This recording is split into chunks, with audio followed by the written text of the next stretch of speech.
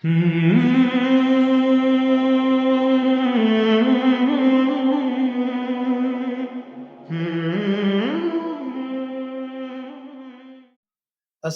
عليكم ورحمة الله وبركاته.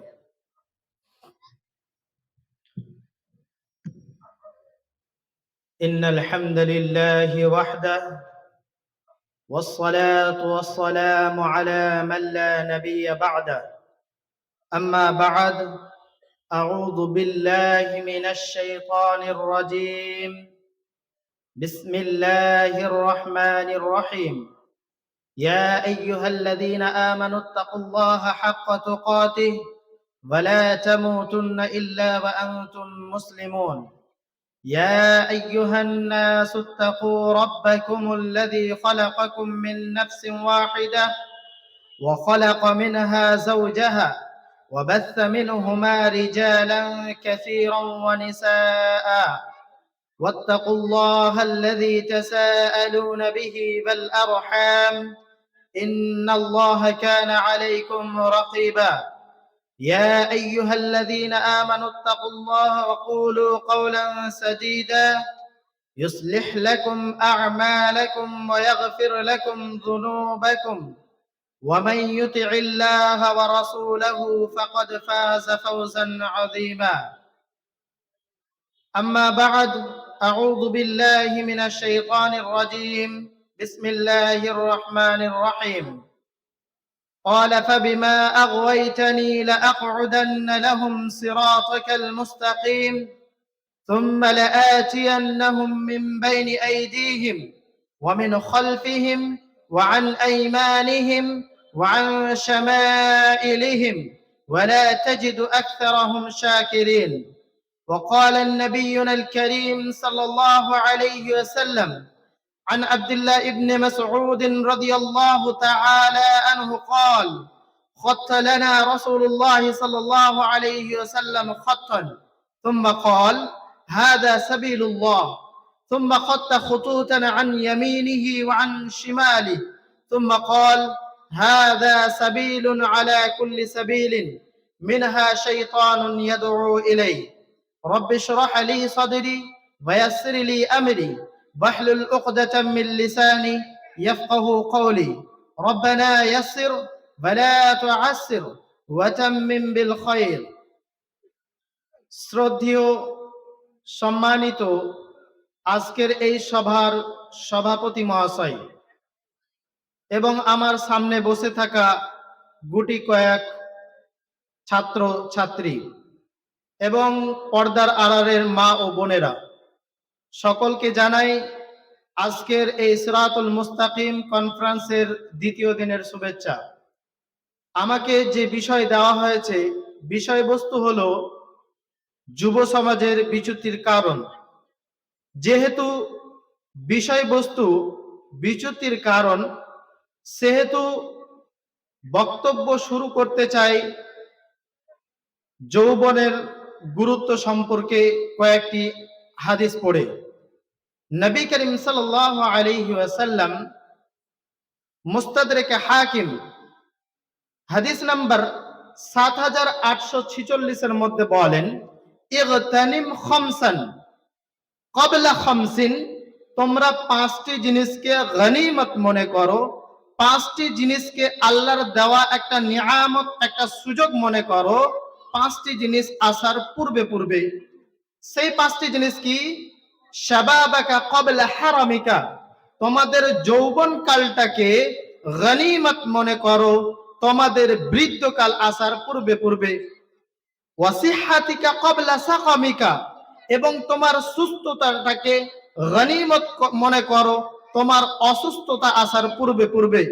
ওয়া ফিরাগিকা ক্বাবলা শুগলিকা, এবং তোমার ফ্রি টাইমটাকে গনিমত মনে করো তোমার ব্যস্ততা আসার পূর্বে পূর্বে। ওয়া গিনাকা ক্বাবলা ফাকরিকা, আর তোমার যে সচ্ছলতা অবস্থা, এই সচ্ছল অবস্থাটাকে গনিমত মনে করো অসচ্ছলতা আসার পূর্বে পূর্বে। এবং শেষে আল্লাহ সুবহানাহু ওয়া তাআলা নবী বলছেন, ওয়া হায়াতিকা ক্বাবলা মাউতিকা, তোমার জীবনটাকে গনিমত মনে করো মৃত্যু আসার পূর্বে পূর্বে। এই হাদিসের দিকে লক্ষণীয় বিষয় হচ্ছে নবী করিম সাল্লাল্লাহু আলাইহি সাল্লাম তিনি বলেন যে তোমাদের যৌবন কালটাকে গনিমত মনে করো তোমাদের বৃদ্ধকাল আসার পূর্বে পূর্বে। এছাড়াও আছে সুনান তিরমিজি হাদিস নাম্বার 2631 এর মধ্যে নবী করিম সাল্লাল্লাহু আলাইহি সাল্লাম বলেন লা তাজালু কদমা ইবনে আদম ইয়াউমাল কিয়ামাতি মিন ইনদি রাব্বিহ। লা তাজালু কদমা ইবনে আদম, ইবনে আদম আদম সন্তান তার পাটাকে নড়াতে পারবে না, সরাতে পারবে না কিয়ামতের দিন আল্লাহ সুবহানাহু ওয়া তাআলার সন্নিকট থেকে। কতক্ষণ পর্যন্ত? হাত্তা ইউসআলা আন খামসিন, যতক্ষণ পর্যন্ত পাঁচটি জিনিসের উত্তর না দিয়ে দিচ্ছে। এই পাঁচটি জিনিসের মধ্যে আন শাবাবিহি ফিমা আবলাহু, তাকে যে যৌবন কাল একটা দেওয়া হয়েছিল, প্রত্যেক মানুষকে একটা যৌবনের ক্ষমতা দেওয়া হয়, সেই যৌবন কালটাকে সে কোথায় কোথায় ব্যয় করেছে এই সম্পর্কে তাকে প্রশ্ন করা হলে যতক্ষণ পর্যন্ত অ্যানসার না দিতে পারবে ততক্ষণ পর্যন্ত তাকে রেহাই দেওয়া হবে না। এই দুটি হাদিস দ্বারা আমরা এই কথা স্পষ্ট বুঝতে পারছি যে নবী করিম সাল্লাল্লাহু আলাইহি সাল্লাম তিনি এটাই বোঝাতে চাইছেন যে প্রত্যেকটা জিনিসের যেরকম একটা গুরুত্ব আছে, ঠিক সেই দিক থেকে যৌবন কালের বিশেষ একটা গুরুত্ব আছে। বিষয়বস্তু যুব সমাজের বিচ্যুতির কারণ। বিচ্যুতি কাকে বলা হয়? বিচ্যুতি অর্থাৎ আল্লাহ সুবহানাহু ওয়া তাআলার সুদৃঢ় দিন থেকে, সুদৃঢ় ধর্ম এবং দিন থেকে এড়িয়ে গিয়ে অন্য পথে চলে যাওয়াটাকে বিচ্যুতি বলা হয়। এই বিচ্যুতি হয়ে থাকে কখনো কখনো বৃদ্ধি এবং বাড়াবাড়ির কারণে, কখনো কখনো হয়ে থাকে নাজায়েজ হারাম কাজে লিপ্ত থাকার কারণে, কখনো কখনো হয়ে থাকে হালাল অর্থাৎ বাধ্যতামূলক কাজকে বর্জন করার মাধ্যমে, কখনো কখনো হয়ে থাকে নব আবিষ্কৃত অর্থাৎ বিদআতের সঙ্গে লিপ্ত হওয়ার কারণে। আসুন এখন জেনে নিই যে বিচ্যুতি আল্লাহ সুবহানাহু ওয়া তাআলার কথাই কাকে বলে। মহান আল্লাহ সুবহানাহু ওয়া তাআলা সূরাতুল আরাফ আয়াত নম্বর 16 এবং 17 এর মধ্যে তিনি বলছেন ক্বালা ফাবিমা আগওয়াইতানি লাআকউদান্না লাহুম সিরাতাকাল মুস্তাকিম। অর্থাৎ শয়তান সে বলেছিল, হে আল্লাহ তুমি আমাকে পথভ্রষ্ট করলে, যাদের মাধ্যমে যাদের জন্য আমি পথভ্রষ্ট হয়েছি, লাআকউদান্না লাহুম সিরাতাকাল মুস্তাকিম, আমি সিরাতাল মুস্তাকিম সোজা সঠিক কোরআন এবং হাদিসের যে একটা পথ আছে সেই পথে আমি উত পেতে বসে থাকবো। তুম্মা লাআতিয়ান্নাহুম মিন বাইনি আইদিহিম, আমি আসবো তাদের সামনের দিক থেকে, তাদের পিছন দিক থেকে, ওয়া মিন খালফিহিম ওয়া আন আইমানিহিম ওয়া আন শামাইলিহিম, তাদের ডান এবং বাম দিক থেকে আমি আসবো। ওয়ালা তাজিদু আকসারাহুম শাকিরিন, এবং তাদের অধিকাংশকে আপনি পাবেন নাশকর বান্দার মধ্যে। এই আয়াত দ্বারা আল্লাহ সুবহানাহু ওয়া তাআলা তিনি স্পষ্ট করেছেন, এমন কি শয়তানও পর্যন্ত জানতো যে একটাই সঠিক পথ, সিরাতুল মুস্তাকিমের একটাই পথ, যে পথের মাধ্যমে আল্লাহ এবং জান্নাত পর্যন্ত পৌঁছানো যেতে পারে, সেটা হচ্ছে সিরাতুল মুস্তাকিমের পথ। এই জন্য শয়তান বলল ওই পথে আমি উত পেতে বসে থাকবো, মানুষকে পথভ্রষ্ট করব, চারিদিক থেকে মানুষকে পথভ্রষ্ট করব। আমরা এই আয়াত দ্বারা বুঝতে পাচ্ছি এই সিরাতুল মুস্তাকিমের পথ ছাড়া পৃথিবীতে যত পথ আছে, যত রীতিমালা আছে, যত নীতিমালা আছে, প্রত্যেকটা রীতি এবং নীতি হচ্ছে বিচ্যুতি অর্থাৎ ইনহেরাফের শিকারের একটা পথ। আসুন নবী করিম সাল্লাল্লাহু আলাইহি সাল্লামের হাদিস থেকে স্পষ্ট হয়ে যায়। মুস্তাদরাক হাকিম হাদিস নাম্বার 6 এর মধ্যে আব্দুল্লাহ ইবনে মাসউদ রাদিয়াল্লাহু তাআলা আনহু قال قال رسول الله صلى الله عليه وسلم خط لنا, আব্দুল্লাহ ইবনে মাসউদ তিনি বলছেন খত্ত লানা রাসূলুল্লাহ সাল্লাল্লাহু আলাইহি ওয়াসাল্লাম খত্তান, আল্লাহর রাসূল সাল্লাল্লাহু আলাইহি সাল্লাম একটা লাকির খিঁচলেন, একটা দাগ টানলেন, দাগ টানার পর তিনি বলছেন হাদা সাবিলুল্লাহ, এটা আল্লাহ সুবহানাহু ওয়া তাআলার রাস্তা। সুম্মা খাত্তা খুতুতান আন ইয়ামিনিহি ওয়া আন শিমালি, তারপরে তিনি ডান এবং বাম দিকে একটি করে দাগ টানার পর তিনি বলছেন হাদা সুবুলুন আলা কুল্লি সাবিলিন, এটা হচ্ছে ওই সকল রাস্তা, ওই সকল পন্থা, মিনহা শাইতানুন ইয়াদউ ইলাই, যেদিন যে দিক থেকে তোমাদেরকে শয়তান আহ্বান করে। তারপরে তিনি ওই আয়াতটি পড়লেন ইন্না হাদা সিরাতি মুস্তাকিমান ফাত্তাবিউ ওই দিকে লক্ষ্য করে ইঙ্গিত দিয়ে তিনি বললেন, এটা হচ্ছে সিরাতুল মুস্তাকিমের পথ, এর তোমরা অনুকরণ করো। এই হাদিস দ্বারাও আমরা স্পষ্ট হয়ে যেতে পারি যে আল্লাহর রাসূল সাল্লাল্লাহু আলাইহি সাল্লাম একটি দাগ টেনে তিনি বললেন, এটা সিরাতুল মুস্তাকিমের পথ। এই পথ ছাড়া যত রীতিনীতি আছে, প্রত্যেকটা রীতিনীতি হচ্ছে শয়তানের পথ। আর আল্লাহর দ্বিন এবং ধর্মকে বাদ দিয়ে যে পথের মধ্যে যাবেন, সেটাই হচ্ছে ইনহিরাফ এবং বিচ্যুতির একটা পথ। তাহলে আমরা কোরআন এবং হাদিস দ্বারা স্পষ্ট হতে পেরেছি যে বিচ্যুতি কাকে বলে। এখন এক এক করে আলোচনা করে নি, যেহেতু বিষয়বস্তু হচ্ছে বিচ্যুতির কারণ। কি কারণে আজকের যুব সমাজ ইনহিরাফের শিকার হয়েছে, বিচ্যুতির শিকার হয়েছে, দিন থেকে এড়িয়ে অন্য পথ অবলম্বন করেছে, তার মধ্যে থেকে প্রধান কারণ হচ্ছে কোরআন থেকে দূরে সরে যাওয়া। নবী করিম সাল্লাল্লাহু আলাইহি ওয়াসাল্লাম সুনান আবি দাউদ এবং সুনান তিরমিজির মধ্যে হাদিসটা এসেছে। সুনান আবি দাউদের মধ্যে নবী করিম সাল্লাল্লাহু আলাইহি সাল্লাম 1897 এর মধ্যে তিনি বলছেন, ইন্নাল্লাহা ইয়ারফাউ বিহাযাল কিতাবি আকওয়ামান ওয়া ইউযাউ বিহি আখারিন। নিশ্চয় এই কিতাবের মাধ্যমে বেশ কিছু কওমকে, বেশ কিছু জাতিকে সম্মান দেওয়া হয়েছে, মর্যাদা দেওয়া হয়েছে, এবং অপর কিছু কওমকে তাদেরকে জিল্লাত, রুসওয়াই, অসম্মান করা হয়েছে। আজকে বর্তমান সময়ে আপনি একটু লক্ষ্য করে দেখুন, আজকের যুব সমাজ তারা কোরআন থেকে কতটা দূরে হয়েছে। আজ থেকে 10 বছর পূর্বে যে যুবককে আপনি জিজ্ঞেস করেছিলেন, তুমি কতটা সূরা মুখস্থ করেছো, কেমন ভাবে তুমি কোরআন পড়তে পারো, আজ 10 বছর আগে যে সে আনসার দিয়েছিল, 10 বছর পর তাকে আজকের দিনে যদি জিজ্ঞেস করেন তুমি কয়টা সূরা মুখস্থ করেছো, আজ 10 বছর আগে যদি তার 5খানা সূরা মুখস্থ ছিল, সেই পরিস্থিতি, সেই অবস্থাতেই সে এখনো পর্যন্ত অটল আছে। অথচ আপনি যদি কোন একটা বাচ্চাকে আজ থেকে 10 বছর আগে জিজ্ঞেস করেছিলেন তুমি কোন ক্লাসে পড়ো, সে বলেছিল ক্লাস 4 এ পড়ি। আজ 10 বছর পর তাকে যদি জিজ্ঞেস করেন তুমি কোন ক্লাসে পড়ো, সে এখনো যদি বলে যে আমি ক্লাস 4 এ পড়ি, আপনার মেন্টালিটি, আপনার চিন্তা ভাবনা, আপনার এক্সপ্রেশন, আপনার থট কি রকম হতে পারে, অবশ্যই তার উপরে আপনি রাগান্বিত হয়ে যাবেন। কিন্তু বর্তমান পরিস্থিতি আপনি একটু লক্ষ্য করে দেখুন যে আজকের যুব সমাজ কোরআন থেকে তারা কতটা দূর হয়েছে।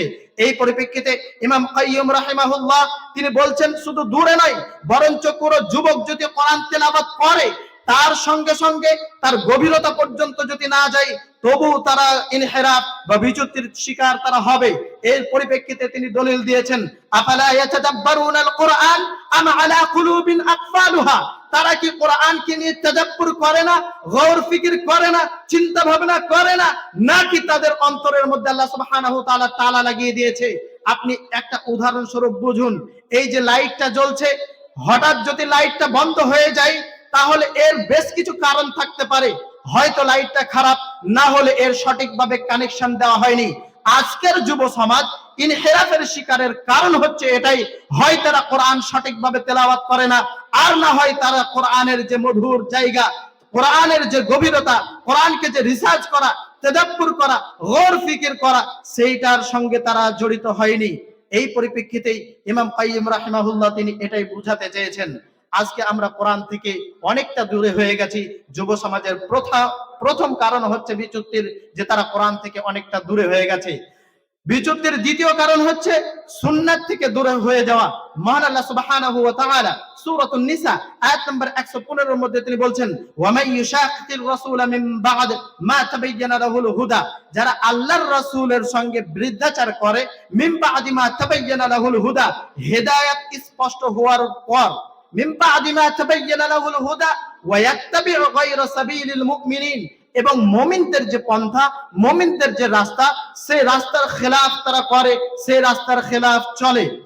মা তাওয়াল্লা ওয়া নুসলিহি, এবং তারা যে দিক থেকে আসবে আল্লাহ সুবহানাহু ওয়া তাআলা সেই দিক থেকেই তাদেরকে নিয়ে আসবে। ওয়া নুসলিহি জাহান্নাম, এবং তাদেরকে জাহান্নামের মধ্যে নিক্ষেপ করবেন। ওয়াসাআত মাসিরা, যেটা খুবই নিকৃষ্টতম একটা জায়গা হবে। এই আয়াত দ্বারা আপনি একটু বোঝার চেষ্টা করুন, যারা আল্লাহর রাসূলের বিরুদ্ধাচার করেছে, বিরুদ্ধাচার করার পর তারা এমন একটা রাস্তা অবলম্বন করেছে, আল্লাহ বলছেন আমি তাদেরকে সেই রাস্তায় ছেড়ে দিয়েছি। অর্থাৎ আল্লাহর রাস্তা ছাড়া যে রাস্তায় যাবেন সেটাই বিচ্যুতির রাস্তা। ওই রাস্তায় যখন আপনি গিয়েছেন, যুবক যখন গিয়েছে, আল্লাহ বলছে আমি ছেড়ে দিয়েছি। ওই রাস্তা থেকেই তাকে এমন একটা সময় হবে, তাকে টেনে নিয়ে এসে জাহান্নামের মধ্যে নিক্ষেপ করা হবে। আজকে যুব সমাজ কি তারা আল্লাহর রাসূলের বিরুদ্ধাচার করে না? তারা মুখের মধ্যে যদিও দাবি করে থাকে যে আমরা আল্লাহর রাসূলের দলের সঙ্গে অন্তর্ভুক্ত আছি। যদি হাদিসের দিকে লক্ষ্য করা যায়, আব্দুল্লাহ ইবনে মাসউদ থেকে একটি হাদিস বর্ণিত হয়েছে, যেটা আনাস ইবনে মালিক রাদিয়াল্লাহু তাআলা আনহু সহিহ বুখারী হাদিস নাম্বার 5063 এর মধ্যেও তিনি একই রকম ভাবে নকল করেছেন। তিনি বলেন, আল্লাহর রাসূল সাল্লাল্লাহু আলাইহি সাল্লামের কাছে তিনজন ব্যক্তি এলেন। আসার পর আল্লাহর রাসূল সাল্লাল্লাহু আলাইহি সাল্লামকে ইবাদত সম্পর্কে জিজ্ঞেস করলেন। তাদের মধ্য থেকে একজন বলতে আরম্ভ করলো, আল্লাহর রাসূলের যদি ইবাদতের এই অবস্থা হয় তাহলে আমাদের তো ইবাদত আরো বেশি লাগবে। তিনি হচ্ছেন মাসুম আনিল খাতা, তিনার কোনো গুনাহ নেই, আমাদেরকে আরো বেশি বেশি করে ইবাদত করতে হবে। তিনি এই কথা বলতে আরম্ভ করলেন যে আমি নিকাহ করব না, বিবাহ করব না। সেই পরিপ্রেক্ষিতে আল্লাহ রাসূল সাল্লাল্লাহু আলাইহি সাল্লাম বললেন, মান রাগিবা আন সুন্নতি ফালাইসা মিন্নি, যে ব্যক্তি আমার সুন্নাতকে তারগীব দিল না, আমার সুন্নাতকে অপমান করলো, সে অবশ্যই আমার দলের অন্তর্ভুক্ত নয়। এই হাদিসটাকে আপনি একটু মনে রাখুন। আসুন তারপরে দুটো হাদিস শুনেন জিনিসটা ক্লিয়ার করার জন্য। নবী করিম সাল্লাল্লাহু আলাইহি ওয়াসাল্লাম সহিহ বুখারী হাদিস নাম্বার 589 এর মধ্যে তিনি বলছেন, খালিফুল মুশরিকিন, তোমরা মুশরিকদের মুখালিফত করো, ওয়াফিরুল লিহিয়া, তোমরা দাড়িটাকে বাড়িয়ে নাও, ওয়া আহাফুশ শাওয়ারিব, এবং তোমরা মুজগুলোকে ছোট করো। একই রকম ভাবে সহিহ মুসলিম হাদিস নাম্বার 106 এর মধ্যে তিনি বলছেন, সালাসাতুন লা ইউকাল্লিমুহুমুল্লাহু ইয়াওমাল কিয়ামা ওয়া লা ইয়ানজুরু ইলাইহিম ওয়া লা ইউযাক্কিহিম ওয়া লাহুম আযাবুন আলীম। তিন ধরনের ব্যক্তি যাদের সঙ্গে আল্লাহ সুবহানাহু ওয়া তাআলা কিয়ামতের দিনে কথা বলবেন না, তিনাদের দিকে তাকাবেন না, তিনাদেরকে পবিত্র করবেন না। শুধু তাই নাই, বরঞ্চ তাদেরকে জাহান্নামের মধ্যে নিক্ষেপ করা হবে, কঠোরতম শাস্তি দেওয়া হবে। এই দুটো হাদিসের দিকে আপনি লক্ষ্য করুন। আপনি একটু লক্ষ্য করে দেখুন, আজকের যুব সমাজ কি আল্লাহর রাসূলের কি মুখালিফাত করে না? অথচ নবী করিম সাল্লাল্লাহু আলাইহি সাল্লাম বলছেন মুশরিকদের মুখালিফাত করো। আজকের যুব সমাজ তারা কিভাবে দাড়িগুলোকে ছিলতে আরম্ভ করেছে, কি স্টাইলে তারা মুজগুলো রাখতে আরম্ভ করেছে, তারা যেরকম ভাবে কাপড়গুলোকে পরিধান করে। নবী করিম সাল্লাল্লাহু আলাইহি সাল্লাম বলছেন আল্লাহ সুবহানাহু ওয়া তাআলা তিন ধরনের ব্যক্তির সঙ্গে কিয়ামতের দিনে কথা বলবেন না, পবিত্র করবেন না, তাদের দিকে দৃষ্টি দিয়ে তাকাবেন না। তাদের মধ্যে এই তিন ধরনের মধ্যে এক ধরনের ব্যক্তি হচ্ছে যাদের ইজার, যাদের কাপড়, যাদের তাহবান, যাদের লুঙ্গি টাকনুর নিচে যারা পরিধান করে, এদের সঙ্গে আল্লাহ সুবহানাহু ওয়া তাআলা কথা বলবেন না। এটা কি রাসূলুল্লাহ সাল্লাল্লাহু আলাইহি সাল্লামের মুখালিফাত করা নয়? অবশ্যই বা অবশ্যই আল্লাহর রাসূল সাল্লাল্লাহু আলাইহি সাল্লামের অবশ্যই এটা মুখালিফাত করা। এই পরিপ্রেক্ষিতে আল্লাহ সুবহানাহু ওয়া তাআলা সূরাতুন নূর আয়াত নম্বর 63 এর মধ্যে বলছেন, ফালইহযারিল্লাযীনা ইউখালিফুনা আন আমরিহি আন তুসিবাহুম ফিতনাতুন আও ইউসিবাহুম আযাবুন আলীম। অবশ্যই বা অবশ্যই যারা আল্লাহর রাসূল সাল্লাল্লাহু আলাইহি সাল্লামের বিরুদ্ধাচার করবে, তার হুকুমকে অপমান করবে, অবশ্যই তাদেরকে এমন একটা পরীক্ষা দেওয়া হবে, তাদের উপরে এমন একটা মুসিবত আসবে, হয় এটা আসবে আর না হলে তাদেরকে আল্লাহ সুবহানাহু ওয়া তাআলার আযাবের শিকার হতে হবে। এই ছিল আল্লাহ সুবহানাহু ওয়া তাআলার রাসূলের মুখালিফাত করা। আমরা প্রথমে আলোচনা করলাম, যদি আমরা বিচ্যুতির শিকার হয়েছি, প্রধান কারণ হচ্ছে কোরআন থেকে দূরে সরে যাওয়া। দ্বিতীয় কারণ হচ্ছে আল্লাহর রাসূল সাল্লাল্লাহু আলাইহি সাল্লামের বিরুদ্ধাচার করা। তৃতীয় নাম্বার কারণ, যেটা একটা ভেরি ইম্পর্টেন্ট, খুবই গুরুত্বপূর্ণ বিষয়, সেটা হচ্ছে অসৎ লোকের সহচর্য হওয়া। অসৎ লোকের সহচর্য হওয়া, তার ইফেক্টের মধ্যে আসা। যখনই আপনি এমন একজন ব্যক্তিকে, এমন একজন যুবককে আপনি বন্ধু বানাবেন, তখন তার সহচর্যে আসে, তার সঙ্গে আপনি হয়ে যাবেন। এই পরিপ্রেক্ষিতে বেশ কিছু কোটেশন আছে। মহান আল্লাহ সুবহানাহু ওয়া তাআলার নবী জনাবে আকরাম সাল্লাল্লাহু আলাইহি ওয়াসাল্লাম সহিহ মুসলিমের মধ্যে এবং সুনান আবি দাউদের মধ্যে দুটি হাদিস এনেছেন। সুনানে আবি দাউদ হাদিস নাম্বার 4833 এর মধ্যে তিনি বলছেন, আন আবি হুরায়রা রাদিয়াল্লাহু তাআলা আনহু قال ان النبي صلى الله عليه وسلم الرجل على دين خليله, অর্থাৎ মানুষ তার বন্ধুর মাইন্ডের হয়ে থাকে, ধ্যান ধারণার হয়ে থাকে। ফালয়ানজুর আহাদুকুম মান ইউখালিলু অতএব তোমরা যখন কাউকে বন্ধু বানাবে তখন তোমরা চিন্তা ভাবনা করে দেখো কার সঙ্গে তুমি বন্ধু বানাতে চলেছো। এমনটা তো নয় তোমার যে বন্ধু, তুমি যাকে বন্ধু বানাচ্ছ সে একজন বেনামাজি, সে একজন গুলখোর, একজন গুটখাখোর, একজন বিড়িখোর, সিগারেটখোর, অর্থাৎ নেশার সঙ্গে যুক্ত আছে, এমনটা মানুষকে তো তুমি বন্ধু বানাচ্ছ না। যদি তাই হয় তাহলে তোমরা এই দিক থেকে লক্ষ্য রাখবে, তাকে তোমরা বন্ধু বানাবে না। এই পরিপ্রেক্ষিতে আল্লাহ রাসূল সাল্লাল্লাহু আলাইহি সাল্লাম একটি হাদিসকে লক্ষ্য করে তিনি একটি উদাহরণ দিয়েছেন। এই উদাহরণের পরিপ্রেক্ষিতে নবী করিম সাল্লাল্লাহু আলাইহি সাল্লাম সহিহ বুখারী হাদিস নাম্বার 5533 এর মধ্যে তিনি বলছেন, রাবি হাদিস হযরত আনাস বিন মালিক রাদিয়াল্লাহু তাআলা আন এবং আবু মুসা আশআরী রাদিয়াল্লাহু তাআলা আন, তিনি বলছেন যে আল্লাহর রাসূল সাল্লাল্লাহু আলাইহি সাল্লাম সৎ মানুষকে উদাহরণ দিয়েছেন কাদের সঙ্গে, যারা আতর বিক্রি করে। একজন আতর ব্যক্তির সঙ্গে যদি আপনি থাকেন তার সেন্ট আপনার গায়ে লাগবে, এবং আরেকজন অসুখ ব্যক্তি হচ্ছে হাফুর, অর্থাৎ কামারের নেই, কামারের কাছ থেকে আপনি বেশি কিছু আশা করতে পারেন না, তার সহচর্যে আসলে আপনার কাপড় নোংরা হবে, না হলে পুড়ে যাওয়ার আশা আছে। যাই হোক, সময় খুব সংকীর্ণ, লাস্ট যে কারণটা সেই কারণটার দিকে 5 মিনিট আলোচনা করে বক্তব্য শেষ করতে চলেছি। মহান আল্লাহ সুবহানাহু ওয়া তাআলার কোরআন এবং হাদিসের দিকে যদি লক্ষ্য করা যায়, বেশ কিছু কারণ আছে বিচ্যুতির। তার শেষ কারণটা বলে বক্তব্য শেষ করছি। শেষ কারণ হচ্ছে আজকের যুব সমাজ যেরকম ভাবে জেনা ব্যভিচার লিপ্ত হয়েছে, এই জেনা ব্যভিচারটাকে তারা করছে অথচ তারা বুঝতে পারছে না। তারা মাহরুম এবং গায়র মাহরুম কি সেটাও আদৌ পর্যন্ত বোঝে না। কার সঙ্গে বসা যাবে, কার সঙ্গে গল্প করা যাবে, কাকে নিয়ে বাইকে চড়া যাবে, কার সঙ্গে তার থাকা যাবে, এমনটা তারা বুঝতেও পারে না। যাদের সঙ্গে বিবাহ করা হারাম তার সঙ্গ ছাড়া যত ধরনের নারী আছে, হতে পারে সেটা আপনার চাচাতো বোন, মামাতো বোন, ফুফাতো বোন, যত ধরনের বোন আছে প্রত্যেকটা হচ্ছে আপনার জন্য গায়র মাহরুম, অর্থাৎ তাদের সঙ্গে আপনি বেশি কিছু করতে পারবেন না, ওঠা বসা কিছু তাদের সঙ্গে আপনি বেশি কিছু করতে পারবেন না। এই পরিপ্রেক্ষিতে আল্লাহ সুবহানাহু ওয়া তাআলা আল্লাহ সুবহানাহু ওয়া তাআলা নবী জনাবে আকরাম সাল্লাল্লাহু আলাইহি সাল্লাম সহিহ মুসলিম হাদিস নাম্বার 2662 এর মধ্যে একটি হাদিস নকল করেছেন, আয-যিনা ওয়ার রিবা ফি ক্বরিয়াতিন ফাকাদ আহাল্লু মিন আনফুসিহিম আযাবাল্লাহ। যে জায়গায় জিনা এবং ব্যভিচার এবং তার সঙ্গে সুদ, এই দুটি জিনিস যখন প্রকাশ পাবে সেই জায়গায় আল্লাহ সুবহানাহু ওয়া তাআলার আযাবকে তারা হালাল করে নিয়েছে। এই পরিপ্রেক্ষিতেই আপনি হয়তো বুঝতে পাচ্ছেন না যে একটা নারীর সঙ্গে আপনি কন্টাক্টে কথা বলছেন, আপনি হয়তো ভাবছেন যে এটা জিনা নয়, অবশ্যই আপনি জিনা করছেন। নবী করিম সাল্লাল্লাহু আলাইহি সাল্লাম তিনি বলছেন, ইন্নাল্লাহা কাতাবা ইবনে আদম, আল্লাহ সুবহানাহু ওয়া তাআলা ইবনে আদমের জন্য হাজ্জাহু মিনাজ জিনা, জিনার কয়েকটি ভাগ লিখে দিয়েছেন। তার মধ্যে একটা হচ্ছে আয-যিনাউল আইন, অর্থাৎ চোখের দ্বারা নগ্ন খারাপ জিনিস যখন দেখলেন সেটা হচ্ছে চোখের জিনা। ওয়া যিনাউল লিসান, আর এই মুখের জিনা হচ্ছে তার সঙ্গে কথা বলছেন, এটাও হচ্ছে এক ধরনের জিনা। ওয়া যিনাউত তামান্না, আর এই অন্তরের জিনা হচ্ছে কাউকে নিয়ে বেশি গভীর চিন্তা ভাবনা করা।